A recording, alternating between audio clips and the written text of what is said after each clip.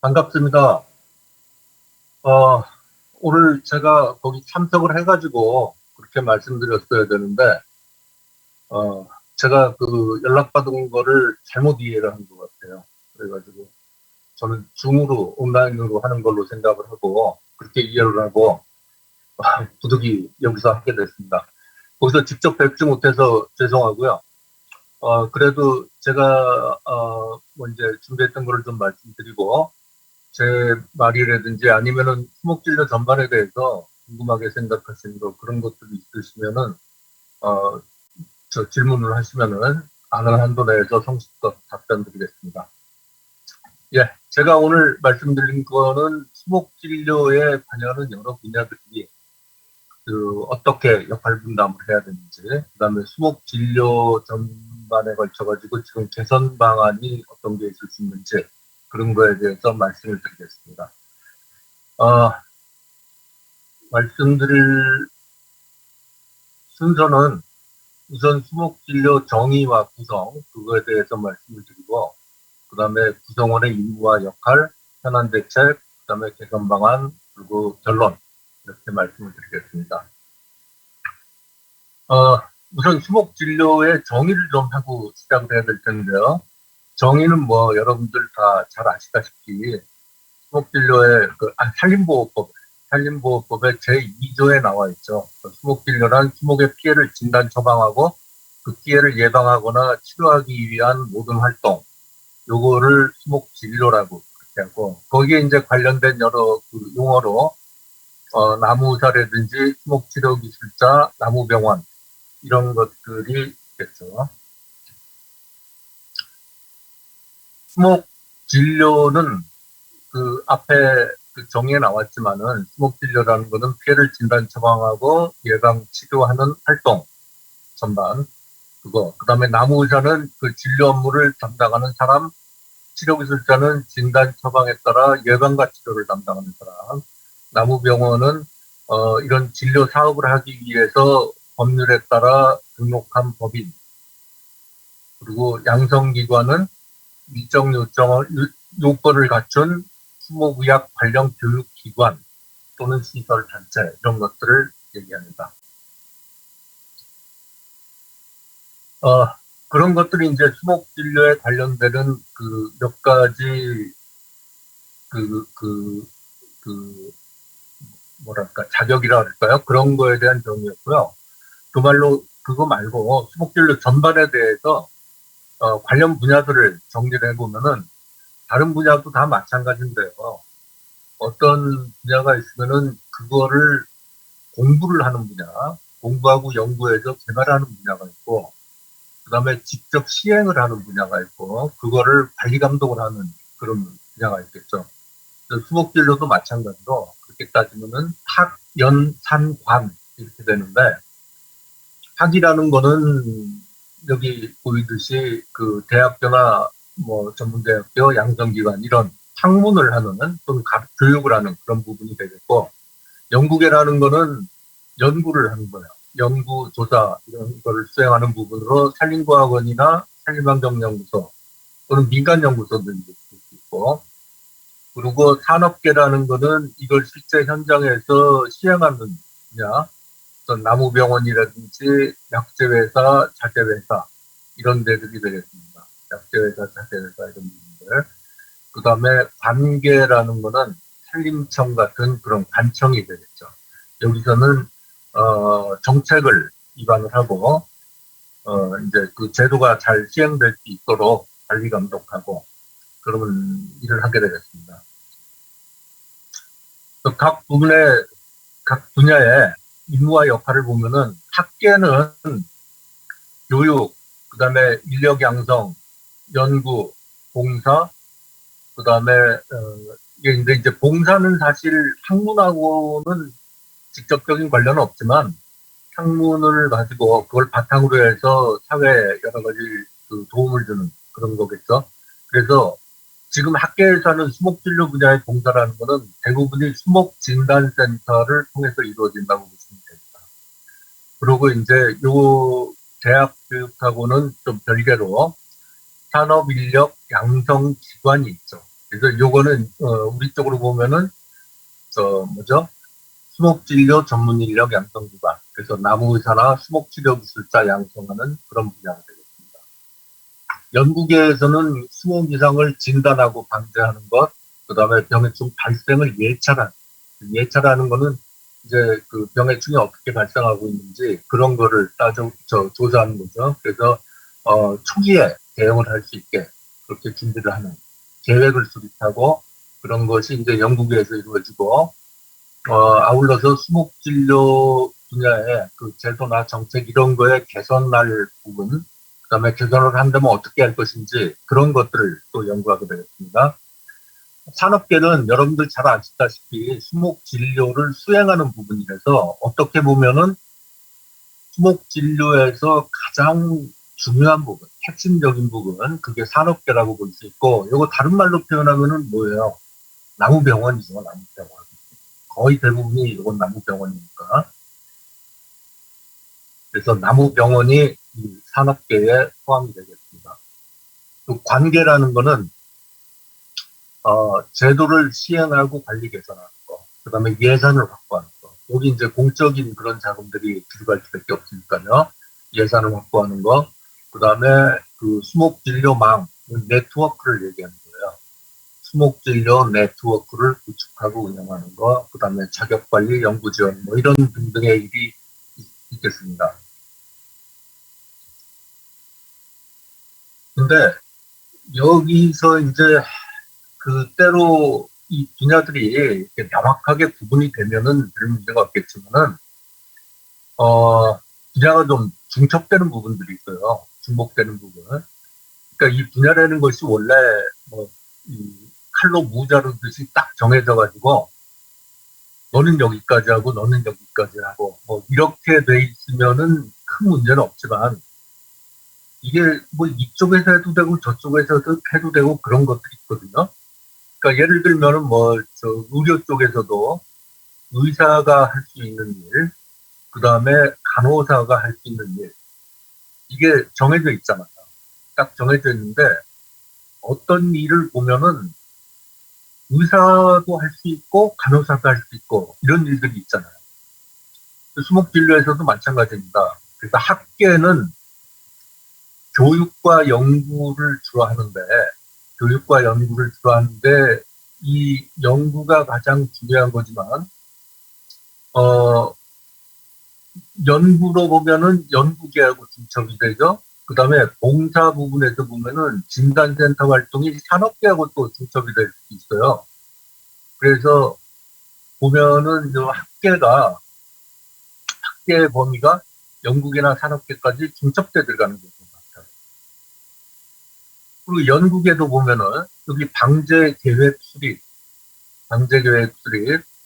그 수목진료의 개선 연구 이런 것들은 또 그 관계에서 하는 일 여기하고 중첩되는 분야도 많이 있습니다. 그다음에 연구 쪽으로 보면 또 학계하고도 많이 중첩이 되죠. 그래서 연구계도 보면은 이렇게 중첩되고 만약에 그 연구계에서 방제를 직접 시행을 한다 하면은 산업계하고 또 중복이 되는 것이고요. 학계도 수목진단센터를 운영하면 산업계하고 중복이 되는 거죠. 또 이런 일들 때문에 중첩되는 분야가 생기다 보니까 문제가 발생할 수 있어요. 근데 이 문제 발생이라는 거는 사실 뭐 법적으로도 뭐 문제가 될 수도 있지만은 그게 서로가 이해를 잘하면은 아무 문제도 없는데 그 각자 자기들 입장만 생각해가지고 주장을 하면은 때로는 굉장히 심각한 오해를 낳을 수 있죠. 네. 그런 것들이 많이 문제가 돼요. 그래서 그런 것들을 조금 정리를 해야지 그걸 정리하지 않으면은 수목진료가 원활하게 추진이 되지 않을 거다. 그렇게 생각을 합니다. 그래서 제가 여기다가 이런 슬라이드를 한 장 넣어놨는데 수목진료 이게 그 문제 없어 보이시는지 지금 현재 그런 거를 제가 한번 여쭤보고 싶어요. 저는 이게 좀 문제가 있다고 보거든요. 그리고 지금 상태에서 이거를 좀 바로잡지를 않으면은 앞으로 문제가 더 커지고 각 분야 간의 갈등 구조가 만들어질 수도 있겠다. 그럴 가능성도 있다. 그런 염려가 좀 들어서 오늘 이런 말씀을 드리게 됐습니다. 수목진료의 현안을 보면요. 수목진료에 관련되는 항목이 여러 개가 있죠. 근데 지금 수목진료가 가지고 있는 여러 가지 문제들, 지금 거기서 나오는 문제들을 보면은 일단 수요자 인식이 그렇게 좋은 편은 아닌 것 같아요. 그 수요자 인식의 그 문제라는 거는 비용 부담에 대한 거부감이 있고요. 비용 부담에 대한 거부감이 있고, 그 다음에 제도 필요성에 대해서 얼마나 동의를 하느냐, 수요자들이. 그런 것들이 있고, 그 다음에 또 홍보가 좀 부족한 그런 측면이 있다. 그리고, 요거는 이제, 관계, 산림청이나 이쪽에서 주로 좀 생각을 하셔야 할 문제인데, 수목진료 예산이 제도를 전면적으로 시행하기에는 아직도 그 예산이 좀 부족해서 제도 시행이 어려움이 좀 있겠다. 그러니까 이건 대표적인 게 저런 거죠. 공동주택단지나 이런 데서 수목진료를 법대로 시행을 하려면은 예전보다는 비용이 좀 더 발생을 하고, 그런 비용들을 공적인 자금들, 국가나 지방자치단체나 이런 데서 좀 지원을 해줘야 될 것 같은데, 그러니까 쉽게 얘기하면 저런 거죠. 지금 대통령 후보들이 잘 얘기하는 손실보상인가 그런 거. 좀 더 비슷한 예를 들면은 전기차 살려면은 보조금 나오잖아요. 전기차 살 때. 그런 거 같이 수목진료할 때 보조금이, 그러니까 공동주택단지에서 수목 관리하는 그런 비용을 좀 보조를 해준다든지, 그런 게 있으면은 제도 시행이 더 훨씬 쉽게 될 텐데, 아직 그런 데서 좀, 부족한 부분이, 아쉬운 부분이 있다. 그 다음에 전담 인력이 부족해요. 전담 인력은 잘 아시잖아요. 이거 나무의사죠. 나무의사의 절대적인 수가 부족하다. 이거 상당히 큰 문제인데, 지금 그렇습니다. 그렇다 해서, 그러면 나무의사 수를 빨리빨리 늘려야 된다. 빨리 늘리는 거는 좋은데, 빨리 늘리기 위해서 조금, 검정 난이도나 이런 거를 낮춰가지고 좀 쉽게 합격하도록 한다. 그거는 저는 확실하게 반대합니다. 그럼 분명히 반대해요. 뭐라고 하시는 분도 있을지 모르지만, 저 개인적으로는 그거 확실히 반대하고 있습니다. 그 다음에, 여기 나무의사 수가 이제 앞에 말씀드린 그거하고 관련되는 거고, 그 다음에 자격 검정이 얼마나 적합하냐. 이거 좀 전에 말씀드린 거하고 연결되는 내용인데, 검정 수준이 적합한지, 지금 나무의사 수준이 그게 적합한 거냐. 그 다음에 나무의사 시험에서 물어보는 내용들이 얼마나 나무의사 일을 수행하는데 적합한 내용들이냐. 내용이 충실한 거냐, 그게. 그런 것들에 대한 검토가 좀 깊게, 좀 심도 있게 그렇게 이루어져야 될 것 같아요. 그런 게 안 되고 있으니까 나무의사의 역량이 높아질 수가 없습니다. 나무의사의 역량이 부족하니까 수요자의 신뢰도가 저하되는 거예요. 그러니까 맡기는 입장에서는 이거 굉장히 잘하는 의사한테 이렇게 진찰받고 싶어하지, 치료받고 싶어하지, 돌팔이한테 치료받고 싶어하지 않거든요. 그러니까 의사를 믿지 못하기 때문에 그런 거예요. 이게. 명이라는 사람들, 잘하는 사람들이라는 거는 믿을 수가 있잖아요. 그래서 나무의사 역량을 키워야 되는 건데, 앞에 말씀드린 그런 것 때문에 나무의사 역량이 지금 많이 커지지를 못하고 있는 것 같고요. 그러다 보니까 그런 수준으로는 수목진료 수행이 불가능해요. 이게 다 느끼시잖아요. 시험 붙으셨지만, 예전에 그런 일을 해보신 분이 아니면 시험 붙었다 그래가지고 지금 당장 나가서 뭐 할 수 있다고 생각하세요? 힘들거든요. 나가가지고 수목 진료하시는 게 쉬운 일이 아닙니다. 그 다음에 법적인 문제가 발생할 가능성이 있어요. 제대로 그거를 진료를 못했을 경우에는 법적으로 여러 가지 이제 손해배상, 피해배상을 해줘야 될 그런 문제도 있고 그런 것들이 생기죠. 그 다음에 인력 양성 체계 자체에도 문제가 많은데요. 교육 과정이 상당히 부실하게 돼 있고 교육 제도가 비합리적으로 돼 있고 그 다음에 양성 체계도 비능률적입니다. 이러다 보니까 젊은 인력이 들어오질 않아요. 지금 뭐 공부하셨던 분들, 시험 보셨던 분들, 그런 분들 잘 아시겠지만 공부하실 때 양성교육 받으실 때 젊은 사람들 그렇게 많지 않잖아요. 뭐 어떤 분들은 젊은 사람들이 적으면 우리는 편하지, 경쟁하기 쉬우니까 젊은 사람하고 같이 하려면 힘든데 쉬우니까 괜찮다고 생각하실 수도 있지만은 그거는 좀 바로 앞에만 내다보시는 거고 장기적으로 볼 때는 굉장히 안 좋은 일입니다. 그거는. 그런 것들이 지금 좀 문제가 되고 있죠. 그래서 현안 내용은 이거 앞에 말씀드린 거니까 그냥 짧게 지나가겠습니다. 수목진료 예산은 지금 상당히 부족한 편이다. 그 다음에 수요자 인식이 그렇게 좋은 편은 아니다. 양성 체계에는 여러 가지 개선해야 될 점들이 많다. 교육 시간이라든지 내용이라든지 이런 것들도 부족하고, 그 다음에 나무의사 수는 절대적으로 부족하다. 부족하다 그래서 무작정 대책 없이 시험을 쉽게 해가지고 많이 합격시키는 거는 좋은 일이 아니다. 그런 면에서 자격검정의 적합성도 지금 높지 않은 것 같고요. 그러다 보니까 나무의사의 역량이 상당히 부족한 편으로 문제가 된다 하는 말씀을 드립니다. 그래서 수목진료 현안이 이렇기 때문에 어떤 파급 효과가 있느냐 그거를 보면은요, 일단 업역의 확보가 미흡해요. 이게 예산이 부족하다 보니까 예산이 부족하고 나무의사의 인력이 부족하다 보니까 이 제도를 확실하게 밀어붙일 수가 없어요. 추진을 못해요.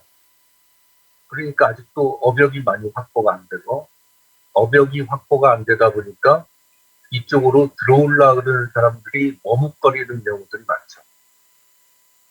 그리고 나무의사의 역량이 미달돼가지고 업무 효율이 떨어지는 것은 물론이고 신뢰도까지 떨어져요.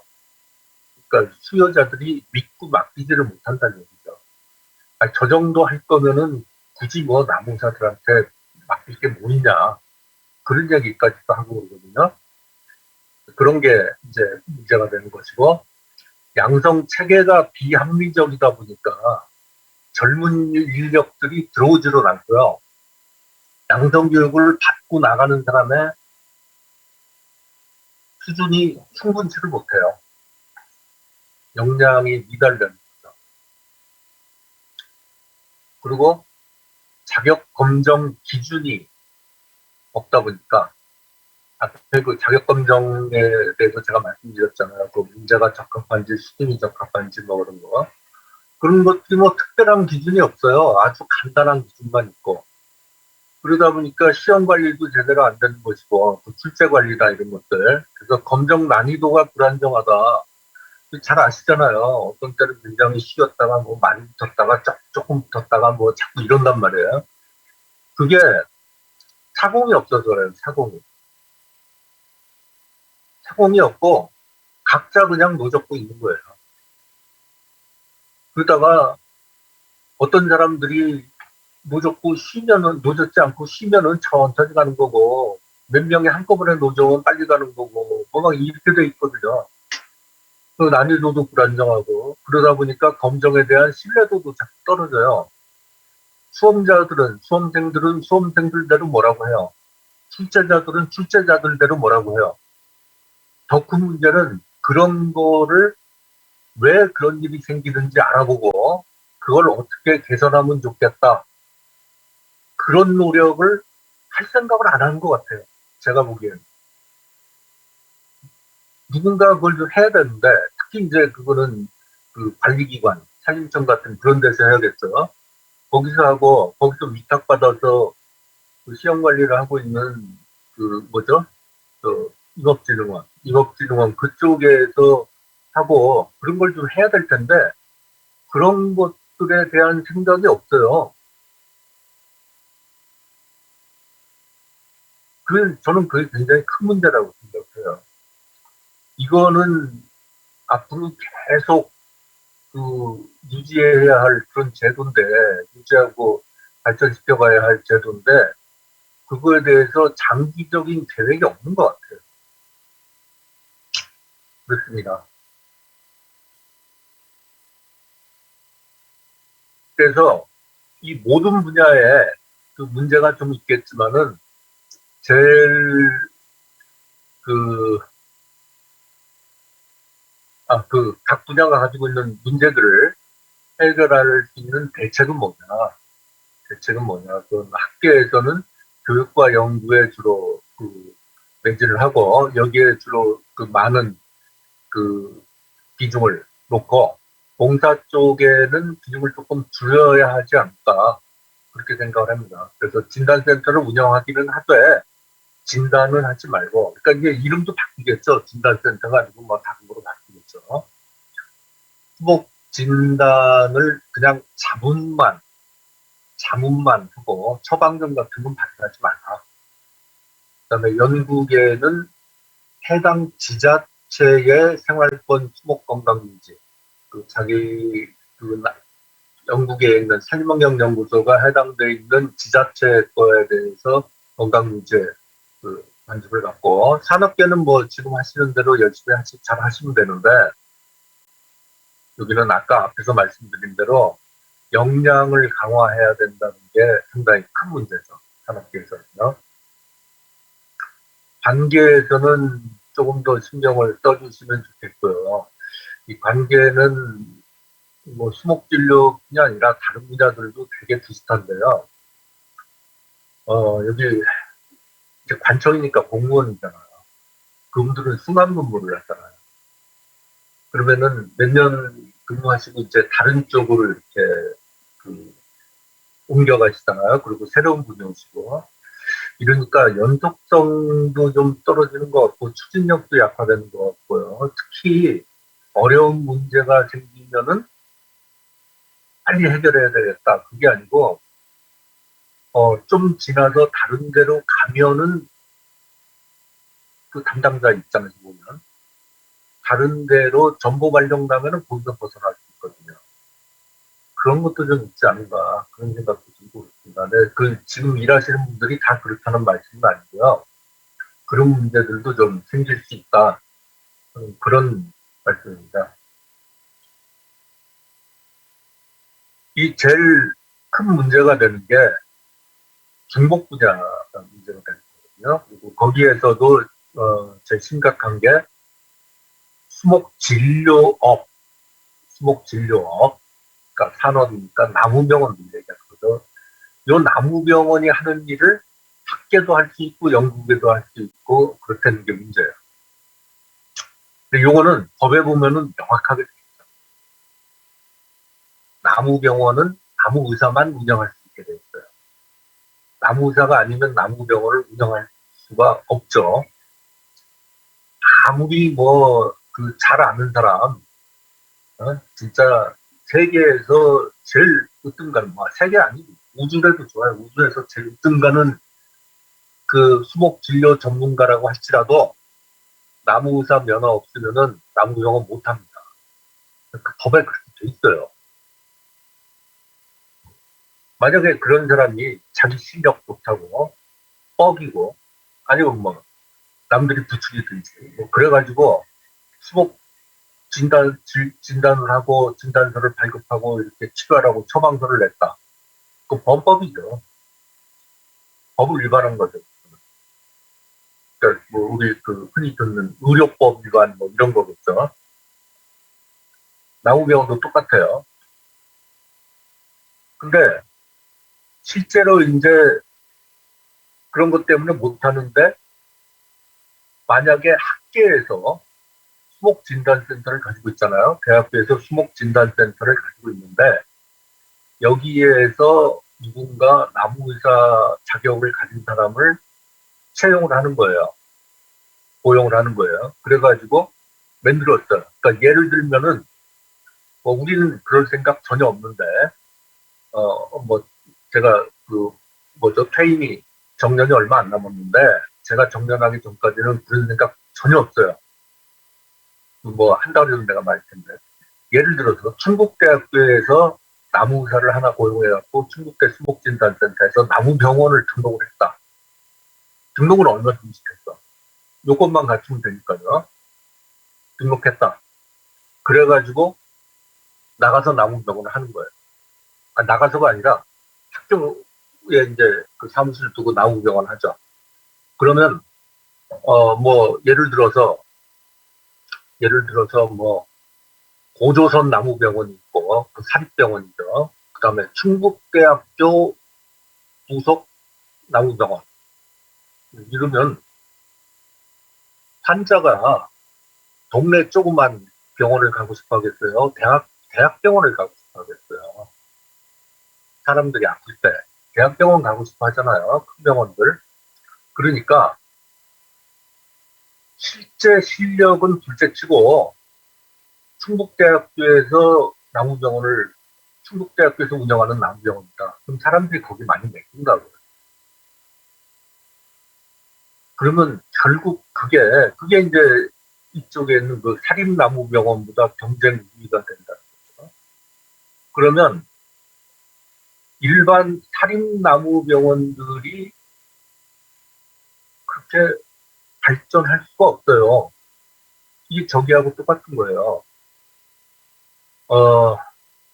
대기업을 키워야 되느냐, 중소기업을 키워야 되느냐, 뭐 그런 거하고 비슷한 얘기죠. 대기업도 중요하고 중소기업도 중요하죠. 근데 대기업은 지금 뭐 수목 진료 쪽에서 보면은 대기업은 아직 없는 거고요. 일반 산업에서도 대기업 키우고 중소기업을 소홀히 해가지고 중소기업은 망하든 말든 놔두면 결국 그 경제 망가지지 않겠어요? 중소기업 없이 대기업들로만 그 나라 그 지역의 경제가 유지되나요? 안 될 것 같아요. 저는 뭐 경제 잘 모르지만 어쨌든 그럴 것 같아요. 그러니까 대통령 몇 명, 장관 몇 명 이런 사람들만 잘 살면은 대한민국이 좋은 나라예요? 대한민국이 좋은 나라 되려면 뭐 돼야 돼요?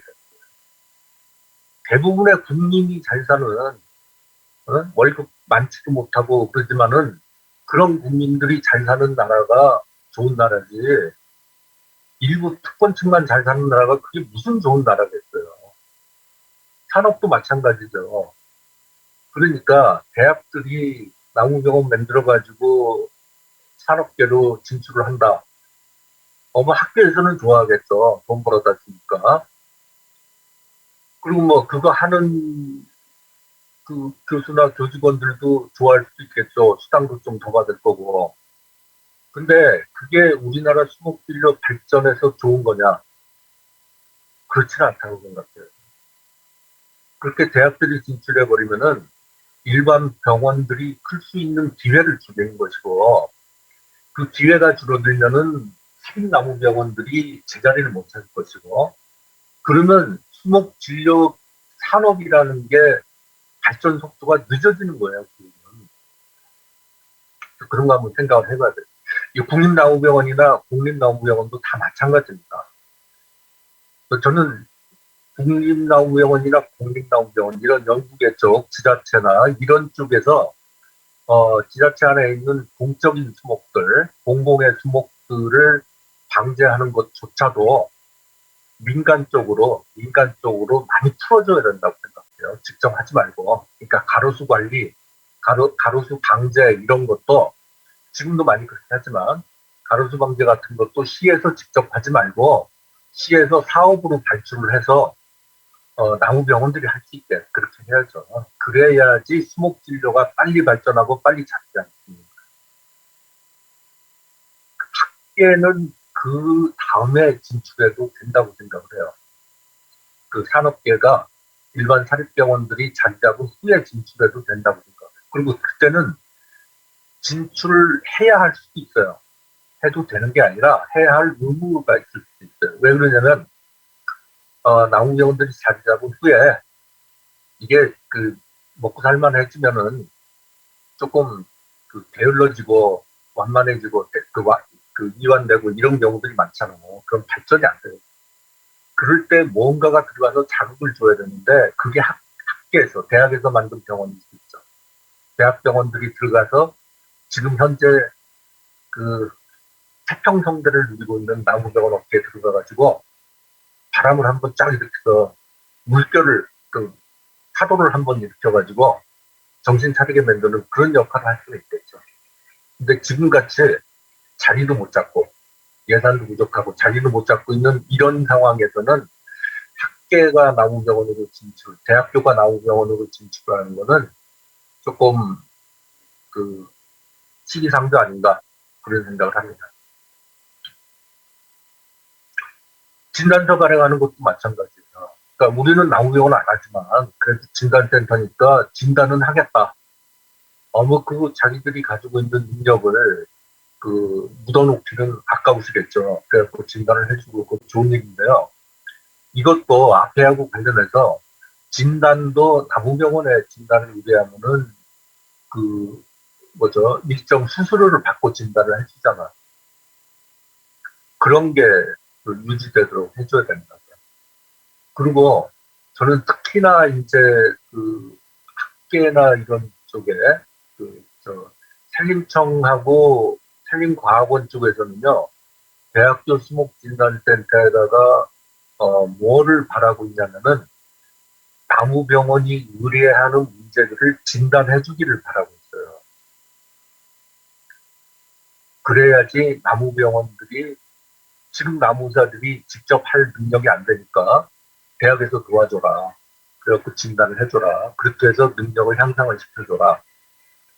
아주 그 선의로 그렇게 말씀하시는 거죠. 좋은 뜻으로 말씀을 하시는데 저는 그거에 대해서 정면으로 우리는 안 한다고 딴 대학은 할지 몰라도 충북대는 거 안 하겠다고 확실하게 반대 의사를 그 말씀을 드렸는데 왜 그러냐면요.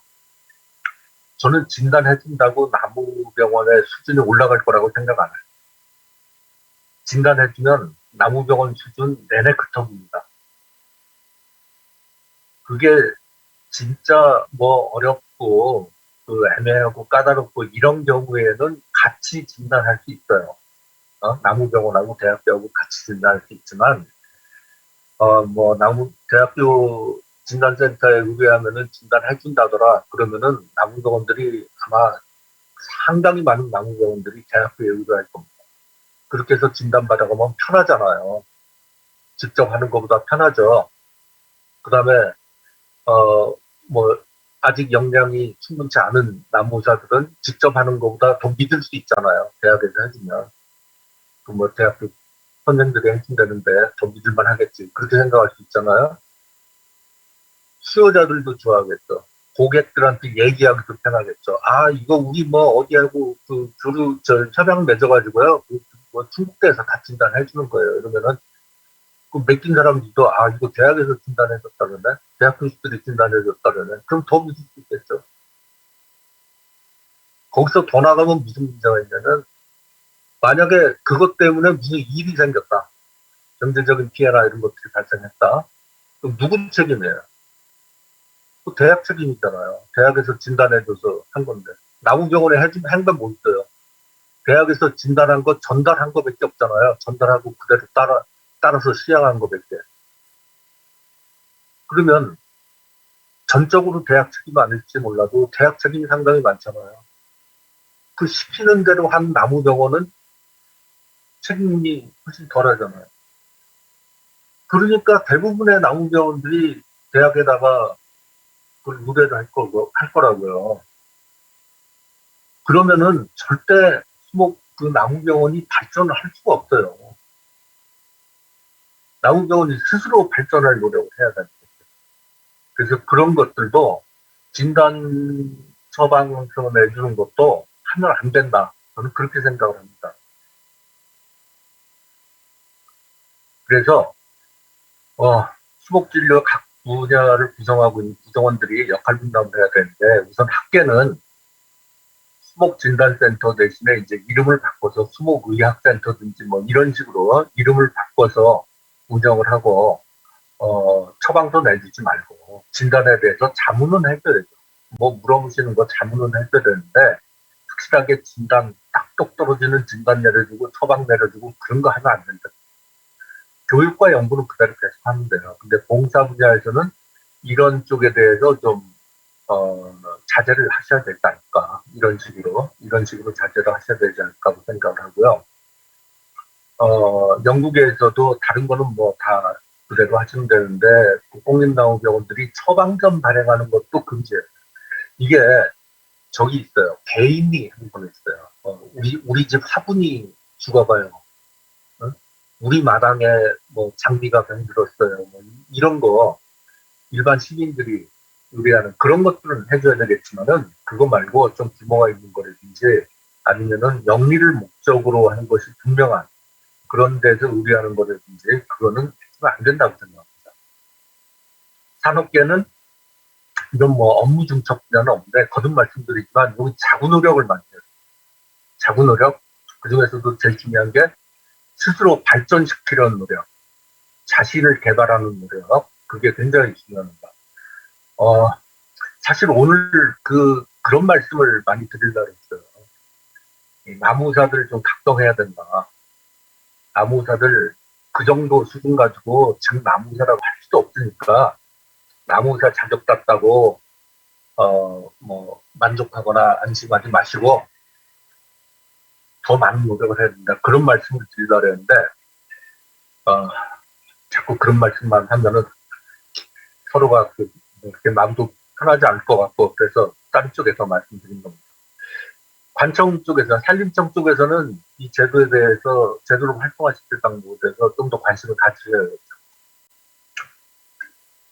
그리고 이제 그 제도 개선을 또 좀 해야 될 부분들이 많이 있는데 역할을 재정립해야 된다. 그러니까 수목진단센터의 역할 재정립해야 된다. 요건 앞에서 말씀드린 그런 거하고 마찬가지예요. 일단 진단 기능을 빼라. 진단 처방 기능 빼고 대학교 수목진단센터는 연구개발하고 교육, 인력 양성 이쪽에 매진하는 게 좋겠다 하는 생각입니다. 그래서 그거 말고도 이제 대학 말고 국립나무병원이나 공립나무병원도 좀 바꿔야 될 것들이 있는데 국립나무병원은 인력을 좀 보강했으면 좋겠어요. 여기가 상당히 많은 일을 해야 되는데 인력이 아직 그렇게 많지 않습니다. 그래서 인력을 좀 보강을 해줘야 될 국가에서 보강을 했으면 좋겠다는 거고 그 다음에 여기서는요 고가 진단기기나 장비를 확보해가지고 그거를 운영해서 굉장히 진단하기 어려운 것들 진단할 수 있어야 한다 하는 겁니다. 그 다음에 공립나무병원도 인력 확보가 좀 있어야겠고요. 인력 확보가 있어야겠고 그 다음에 이제 공공기관이나 사립나무병원 이쪽에서 의뢰한 그런 이상에 대해서 진단 처방을 할 게 아니라 그냥 소견만 알려주는 그런 정도 도움을 줘야 된다. 그리고 민간에서 보유하기 어려운 각종 진단 장비들 이걸 좀 확보해서 민간 나무병원들에게 도움을 줄 수 있다 한다고 생각을 합니다. 대학교 수목진단센터는 앞에 말씀드린 대로 진단 업무는 하지 말고 연구 교육 이쪽으로 하기 때문에 명칭이 이제 좀 바뀌겠죠. 뭐 병해충당해연구소라든지 건강연구소, 뭐 진료기술연구소 이런 식으로 바뀌겠죠. 뭐 적당하게 바뀌면 될 테니까. 우리나라 사람들 이름도 잘 짓잖아요. 근데 정의는 좀 하면 좋겠어요. 이름 질 때 외국말은 좀 안 넣고 우리말 갖고 이름 지으면 좋겠어요. 사실 저희 센터도 별로 마음에 안 드는데, 센터.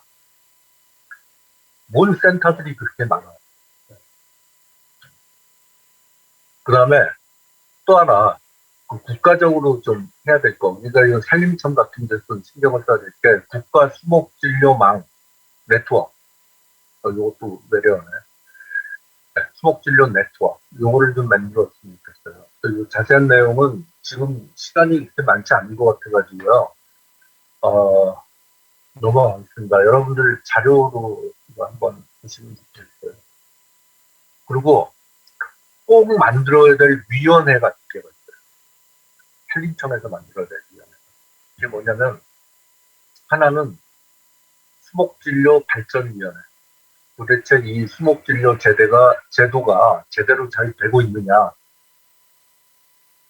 올바른 길로 가고 있느냐, 그거를 검토하고 좋은 그 대책을 제시할 수 있는 그런 위원회가 하나 필요하고요.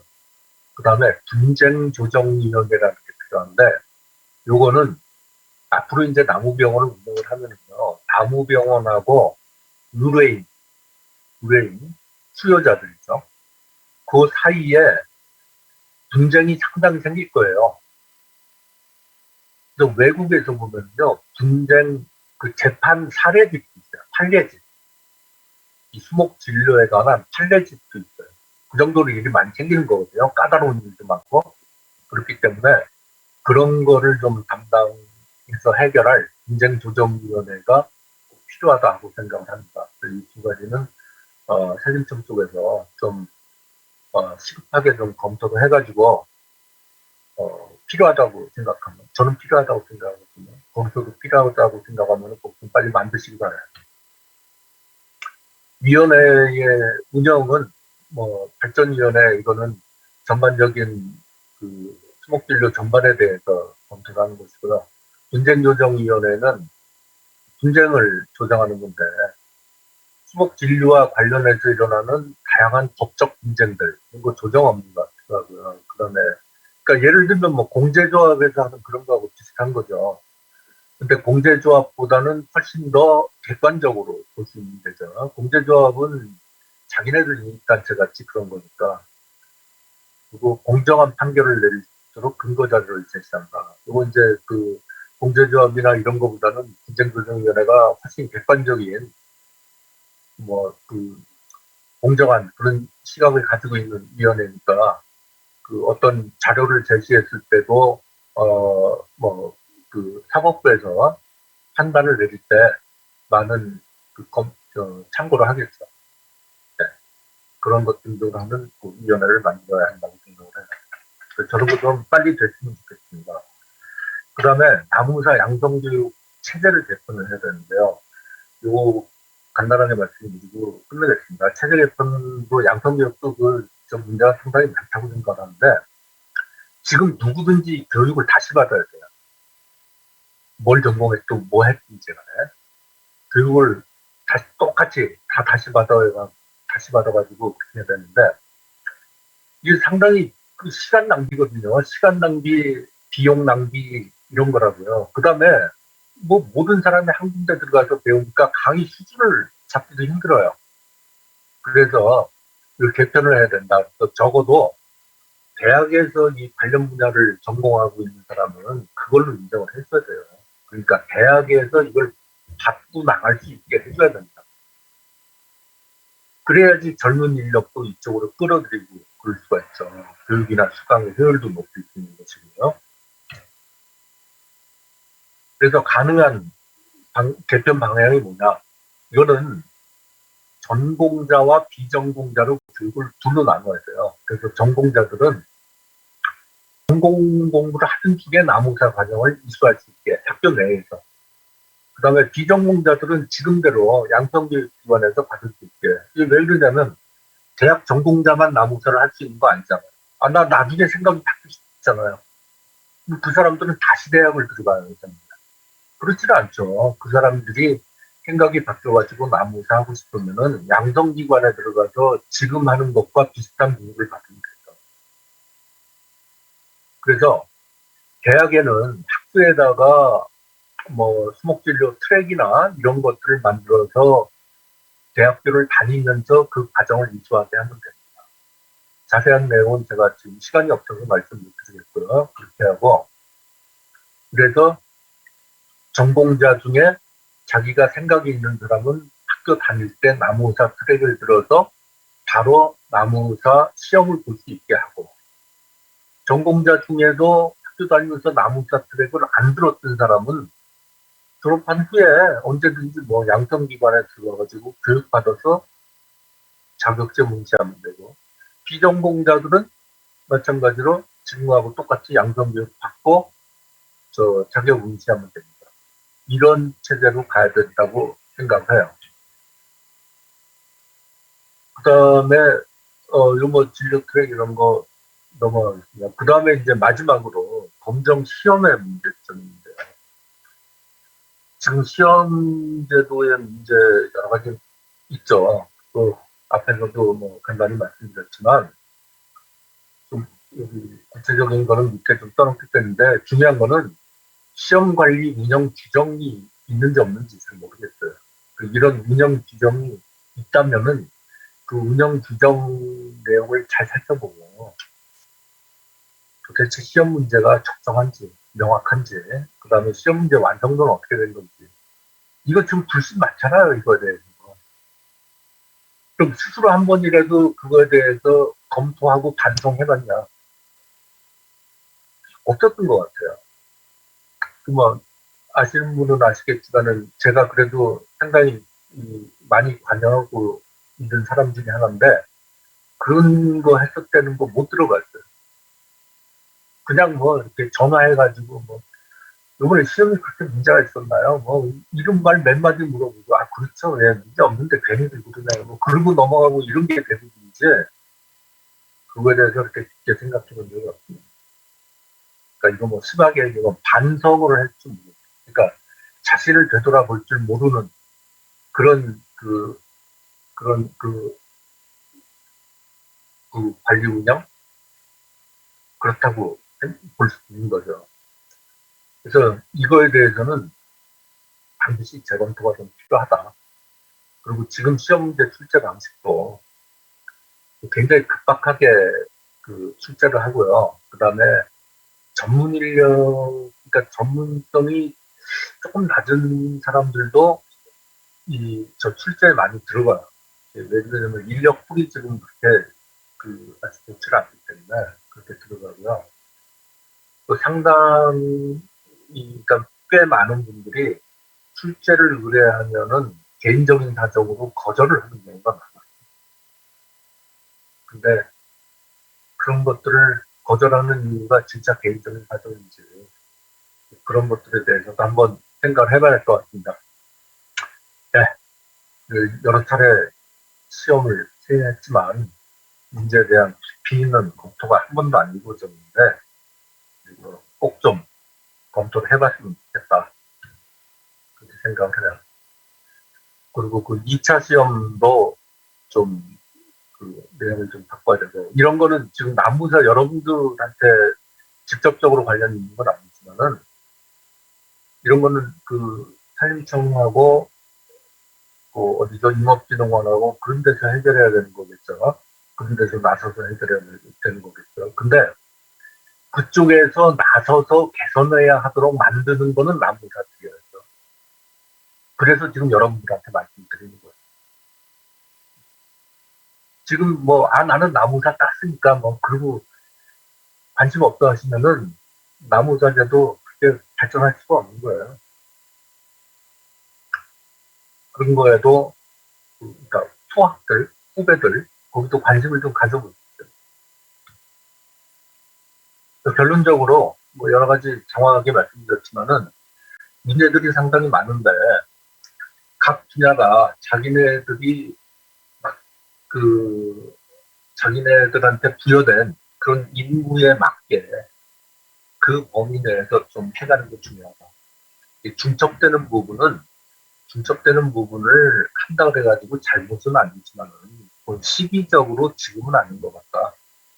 조금 더 성숙한 후에 성숙된 후에 진척된 부분까지 진출하는 것이 맞겠다 하는 생각이고요. 진단도 마찬가지고, 그다음에 이제 산림청이나 이런 쪽에서는 아까 말씀드린 위원회, 딴 건 몰라도 두 가지 위원회를 좀 있게 관심 있게 좀 봐주시기 바라고, 그다음에 나무사 양성 그 체계 전공자들이 나무사 트랙으로 해서 대학 재학 중에 자격을 딸 수 있게, 전 응시 자격을 딸 수 있게 그렇게 만드는 이 방법을 이런 그 시스템을 개발해야 된다. 그리고 마지막으로 제일 강조하고 싶은 거는 나무사의 자기발전 노력이에요. 제가 그 나무사 퍼펙트인가요? 거기에 쓴 원고가 오늘 말씀드린 내용을 조금 더 풀어놓은 게 거기에 있는데, 똑같지는 않지만, 거기에 황골 탈퇴라는 그 사자성어를 제가 한번 썼어요. 거기에. 황골 탈퇴라는 건 뭐냐? 진짜 나무사들이 황골 탈퇴의 노력이 있어야지 진정한 나무사가 될 거예요. 지금 제가 여러분들을 무시하는 건 아니고요. 지금 나무사 시험에 합격했다고 해서 진짜 나무사 자격이 있냐? 저 그렇다고 보지는 않거든요. 아직 상당히 모자라고. 그 진정한 나무사가 되기 위해서는 진짜 뼈를 깎는 노력이 있어야 될 거다. 그래야지 실력 있고 자신 있는 나무사가 될 거다는 거고요. 거기서 황골 탈퇴해야, 지금으로부터 황골 탈퇴해야 되는데, 아마 다들 아시겠지만 황골 탈퇴에서 그 태자가 태도하는 그 모양이 바뀌어야 된다는 거 아니에요. 황골 탈퇴는요, 그 태가 태반, 그 애가 생기는 수정란이 붙어서 생기는 그 임신했다 할 때 그 애가 붙는 태반이 있잖아요. 그 태반이라는 태자거든요. 그러니까 황골 탈퇴라는 거는 근본을 싹 바꿔버리는 거거든요. 그 정도 노력이라는 거예요. 그런 게 꼭 필요하고, 나무사만 그렇게 발전해서도 안 되고, 나무사는 그렇게 발전하고 다른 분야들도 각각 자기네들에 맞는 그 일을 할 수 있게 그렇게 발전돼야지 프로필러가 진정으로 자리 잡고 우리 사람들의 생활을 더욱 윤택하게 만들어주는 그런 산업으로 발전할 거라고 생각을 합니다. 제가 오늘 거기 참석도 못하고 해가지고 굉장히 죄송하긴 한데요. 제가 준비한 거는 이 정도로 말씀을 드리겠습니다. 감사합니다.